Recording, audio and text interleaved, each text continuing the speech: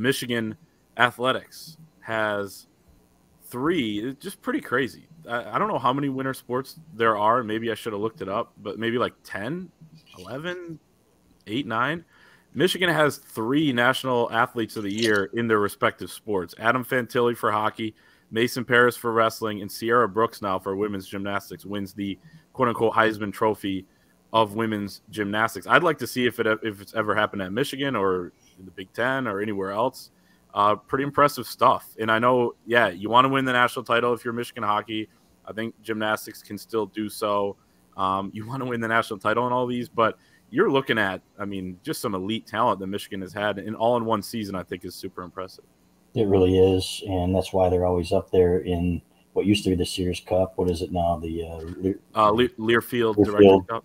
Yeah. And just amazing. But you know what? It's been that way for a long time. I would imagine if it happened anywhere else, it'd be Stanford, right, with their 82 sports or whatever. And they're good at all the Olympic stuff. Right, exactly. So, but it is impressive, and it's a destination. And people ripped on Dave Brandon for a lot of the things he did as athletic director, but he made sure that the Olympic sports were well taken care of as well. So the foundation is and has been there. And congratulations to Ward Manuel as well, the athletic director, for keeping that going. 13, I think, Big Ten champions this year, if I'm not mistaken. And so and you look at probably more than that now. You look at hockey, and it's pretty impressive where this thing is.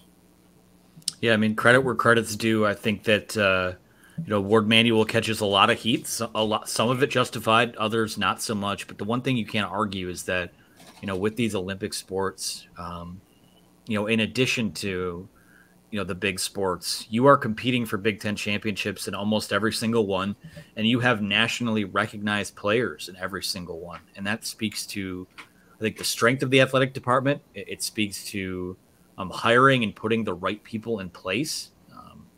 And they've had an issue with keeping some of them when contract stuff has come up. Need to get a little bit better on that front. But the platform that this university gives its Olympic sports players or student athletes, whatever you want to call them, is amazing. I feel like every month when we go sit down and do the magazine, I'm writing about some kind of massive, last month it was the Hodge Trophy. This month, Sierra Brooks, and you got, Adam Fantilli, the Hobie Baker, and Blake Corum would have been a Heisman Trophy finalist, and all these laundry list of accolades. It's just hats off to Michigan. It is, as good, pound for pound, as good as any athletic department in the country for whatever my money's worth. Yeah, I think Bev Plotke is in her 34th season as head coach of the women's gymnastics team. Apparently, she's set to interview in a couple of days with such and such team. I'm just kidding. But, Ward, extender, Ward. Get her a raise. But, wow, you scared me. I was like, wow, really? That's crazy. No.